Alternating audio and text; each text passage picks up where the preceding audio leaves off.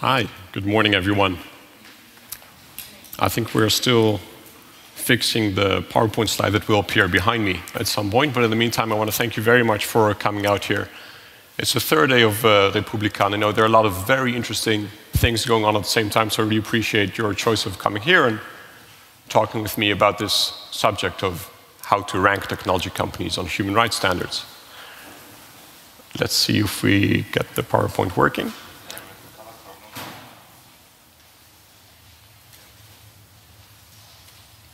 In the meantime, I'll just start without PowerPoint. We just heard a presentation about corporate surveillance and really sort of digging deeper into how that works when companies collect information about users. It's the wrong color, but it works. Okay, close enough. That's totally fine. Thanks. So corporations play an increasingly important role in our daily lives. But first, before I go into that, I just should introduce myself. My name is Allon Bar, and I work on this project, Ranking Digital Rights, and I'm also a visiting fellow with the Stiftung Neue Verantwortung here in Berlin. So, technology companies. So in the slide that I created, the companies were kind of dispersed all over the screen with more names and more letters, so the selection that you see here is not representative of what we're looking at, but it's just some sort of impressions of the kind of companies that exist out there that influence our lives in some way, right? Nowadays, more and more, we use some sort of corporate structure when we email. We have an email provider, we have an internet provider, we have a cell phone that was built by a manufacturer, we use a social network. And this just means that a lot of these communications that we're using are controlled to a large degree by companies. So while companies have this increasing role and have enabled so much of what we want to do in our daily lives, they are also making choices that actually have an impact on our rights to privacy and rights to free expression, which are both very important, recognized international human rights. So these companies make choices, for example, about when governments put pressure on them, and this happens more and more, to hand over user data. Or when governments ask them to take down certain content. Or, for example, when they set up privacy policies, what do these policies consist of?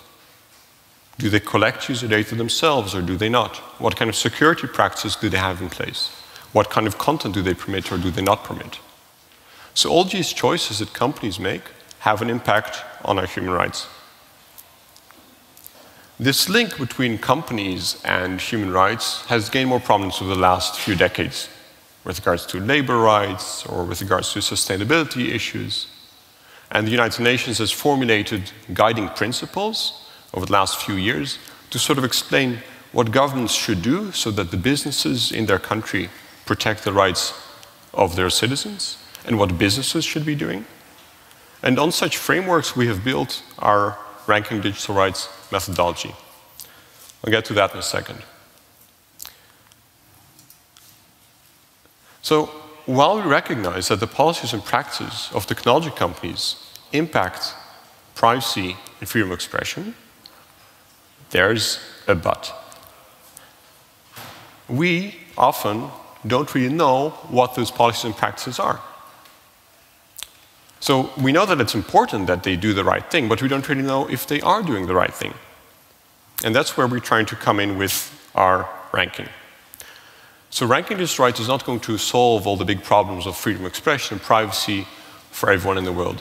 But we do think that we can make a step forward and that our ranking can help with that. To that end, we're doing two main things. One is we're setting standards. With our methodology, with our indicators, with the criteria that we're using, we are setting a bar that companies should meet in order to respect the rights of their users. So we're very clearly explaining to companies what the best practices are that they should be doing if they want to respect the rights of the users. The second thing that we do is, now that we've set those standards in place, and those standards, they are built on widely respected human rights frameworks, on international human rights, on the guiding principles that I mentioned before, while we have those standards in place, we are researching what companies are actually doing compared to those standards. So we're measuring companies' performance on those specific standards. Now, we are not the first kind of ranking out there. There are all sorts of rankings in the world. For example, even in this ecosystem of human rights and internet human rights and technology, there are country rankings. Freedom House is doing a Freedom on the Net report that looks at a lot of countries in the world and says which one is more free and less free when it's concerning internet freedom. The World Wide Web Foundation is doing something similar called the Web Index, looking at a few different kind of aspects. And there are also company rankings that look at other issues. For example, as I mentioned before, labor standards, sustainability, access to medicine. Such rankings exist, but what we don't have, and that is why we're talking here today, what we don't have is a ranking that looks at globally operating technology companies and how they protect and how they respect the rights to freedom of expression and privacy of their users. I want to explain a little bit about the background of how this project came about and what we are trying to do. So ranking digital rights is focused on the globally operating technology companies, focusing on two specific human rights that are most relevant for technology companies, namely the rights to freedom of expression and the right to privacy.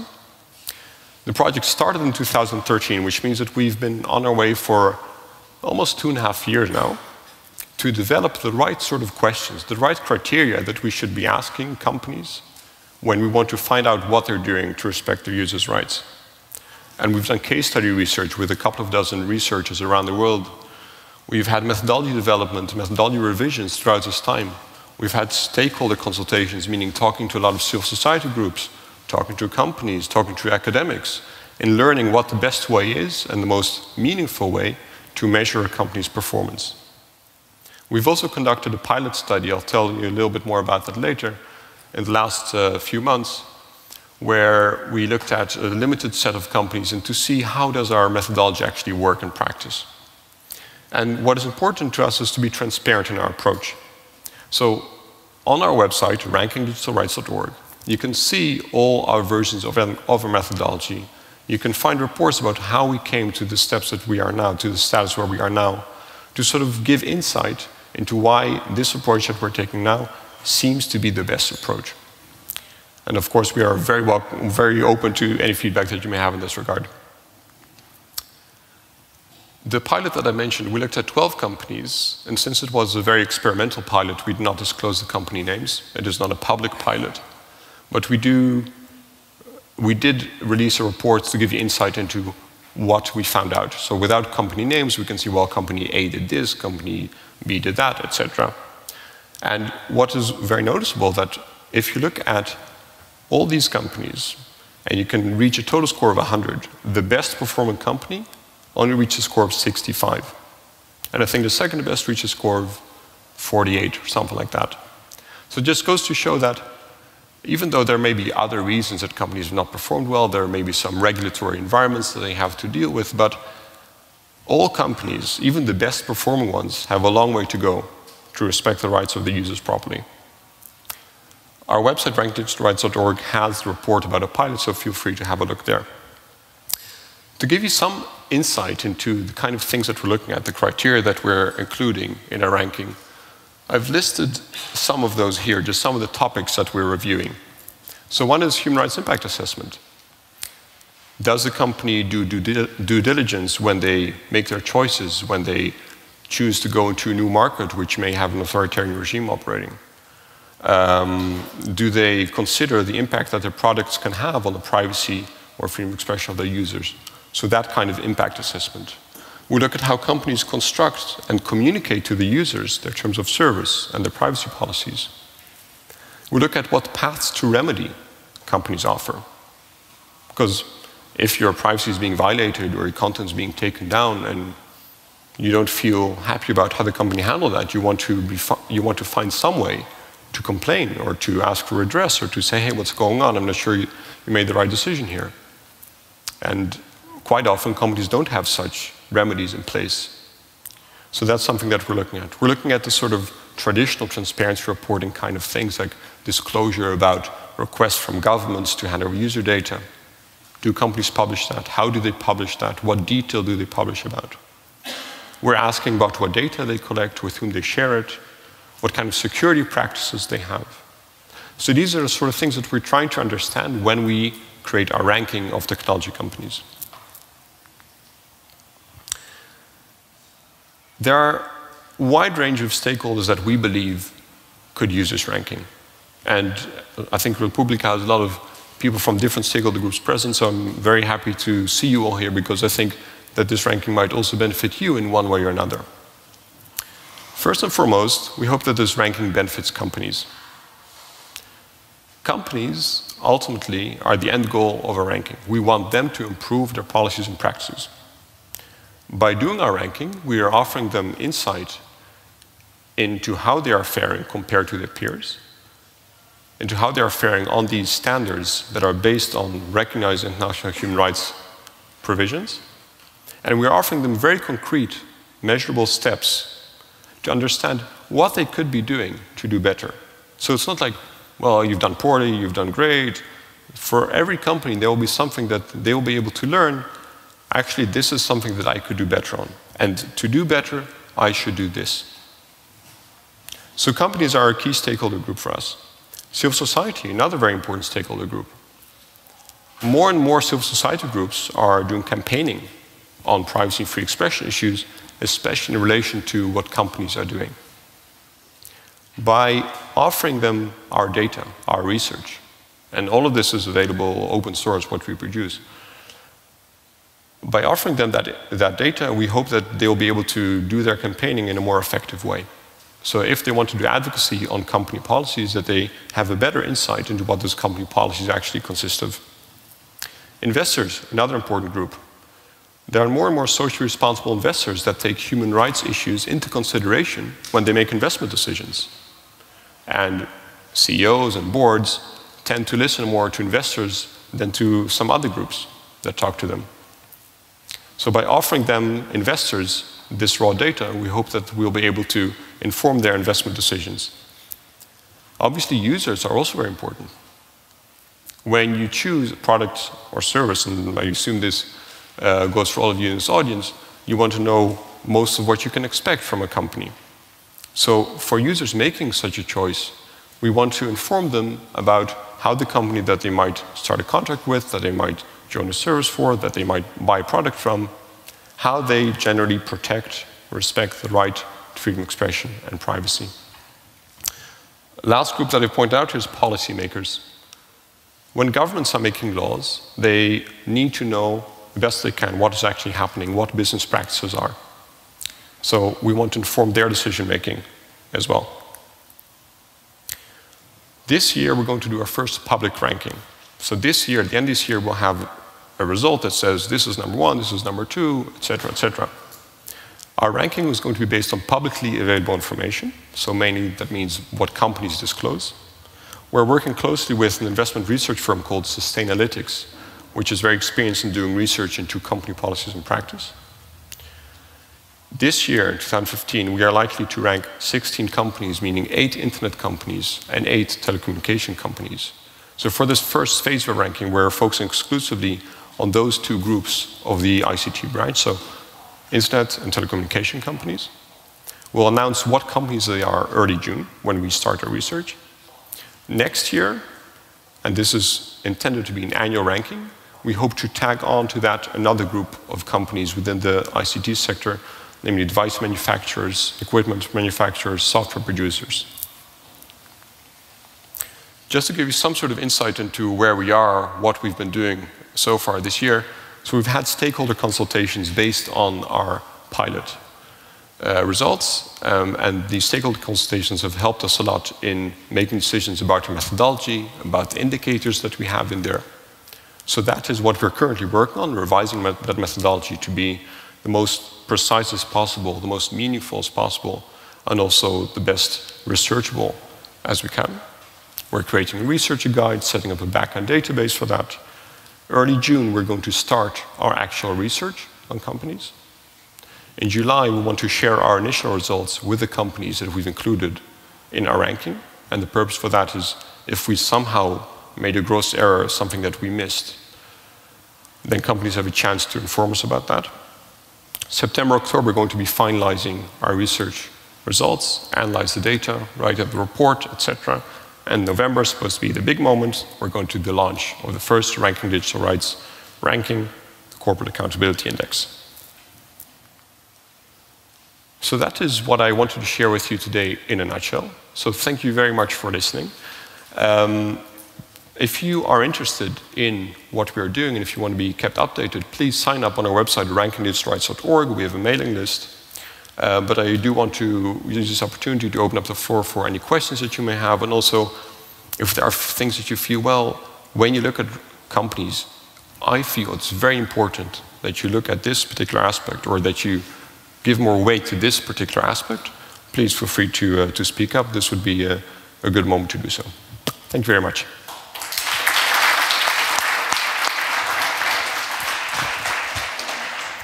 Thanks, Allon. Okay, we have a question here. Hi, Allon. Thank you for that presentation. This is very exciting, actually, with what we're doing with Indie as well, with independent technology. One question that I have, and quite possibly a concern, would be, how are you approaching the ranking in terms of what doesn't exist right now in terms of approaches to privacy? So private by default solutions, do they feature in the ranking, or is it looking at the current crop of corporations and taking a centralized collection of data to be the starting point?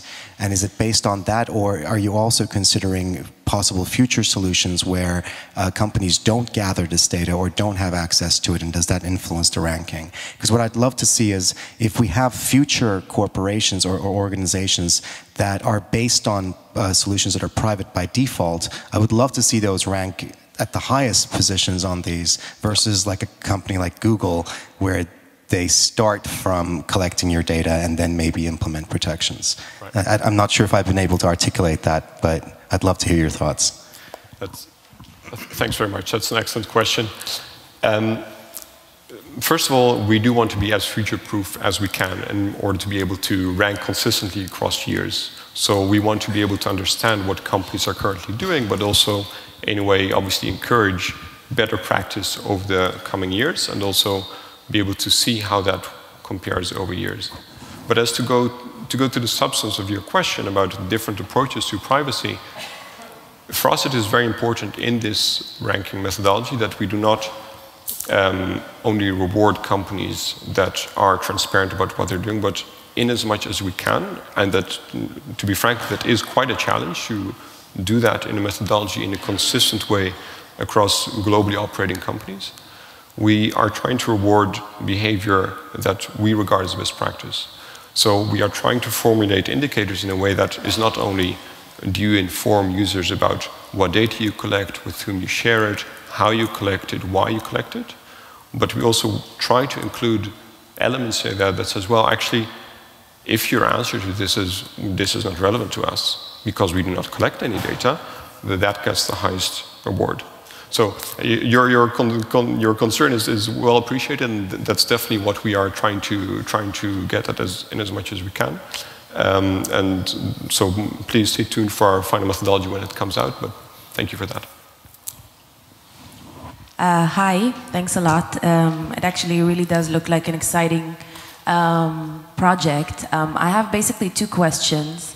One of them is in terms of the flexibility of the ratings, because as we know, a lot of these kind of terms and uses of the way that these companies use our data in this way or another are changing quite rapidly. So in terms of how flexible would these ratings be, how would they change according to these kind of contracts, and will we be notified when these kind of changes are gonna happen? And the second one is in terms of the two rights that you presented, freedom of speech and privacy, which are quite, I think it's challenging because obviously these two rights are not obsolete in every place in the world. So for example, the European Union and the US are quite different in the way that they perceive these kind of rights. So I was wondering, how are you approaching that? So.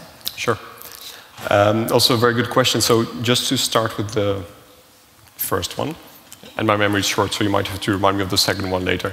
But the first one, so we are trying to make it possible to include changing practice. As I just mentioned, we want to be as future-proof as we can, and we try to be as consistent as possible over the years, but we recognize that, yes, company behavior does change, and the things that we right now feel are very, very important may not be as important in 3 years. We may have very different concerns.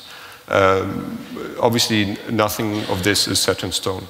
The key things that we're trying to do are finding a methodology, finding indicators that are as meaningful as possible in terms of companies respecting the rights of their users. In terms of, and maybe I misunderstood, but a sub-aspect of the question you asked about informing users of these changes, that is actually an indicator that we have included in our methodology so far. So we ask, do companies disclose how they inform the users when they change their terms of service or their privacy policy? Do they give a time frame before they make that change, etc.? So we do want to include that. And then as to your second question about different sort of policy environments and how that affects company performance, does that capture what you're getting at? So this is one of the most challenging issues that we've encountered, meaning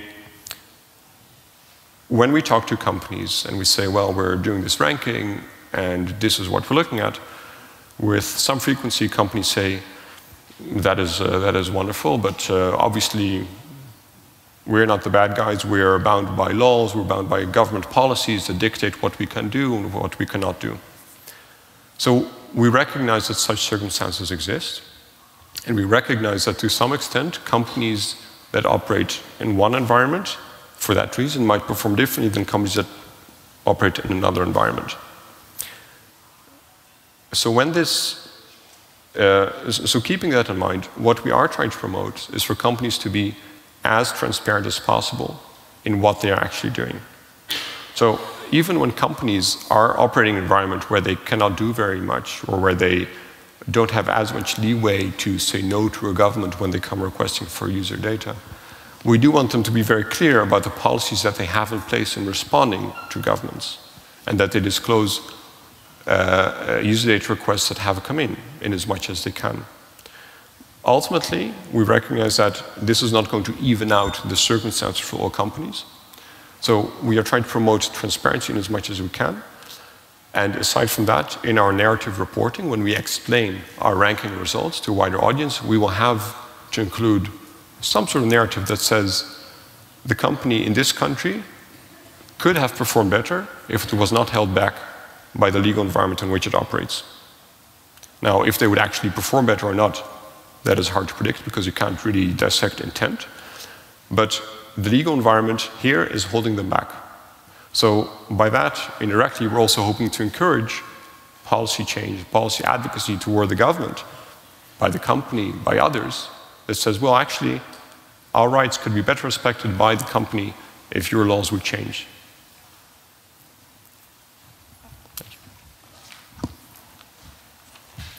Luckily, I worked out there.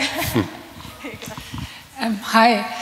My question is, are you also planning to make a ranking of governments? I mean, governments of different European countries, governments also more, because the policy of the governments is different. And as you just said, it has a huge influence on companies. Mm-hmm. Yes, you're absolutely right. They have a very big influence on companies. But there are other rankings that already do that. So Freedom House is a ranking called Freedom on the Net. The World Wide Web Foundation is a ranking called the Web Index. Reports Without Borders is doing also a review that looks a lot at freedom of expression provisions and also surveillance to some extent in a lot of countries around the world. So that is not something that we will be focusing on. We are really focusing on the corporate side, so the company behavior.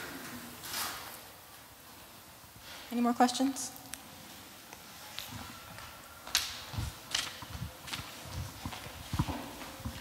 Well, I apologize if I have missed that, but did you explain or give us a hint how do you finance the whole project? You have not missed it, I have not explained it. So thank you for that question. We are funded by different foundations. So all our funders are listed on our website, so feel free to take a look. In that sense, we're also transparent. We do not take corporate money, so obviously the independence of our ranking is critical for its success and for its ability to thrive.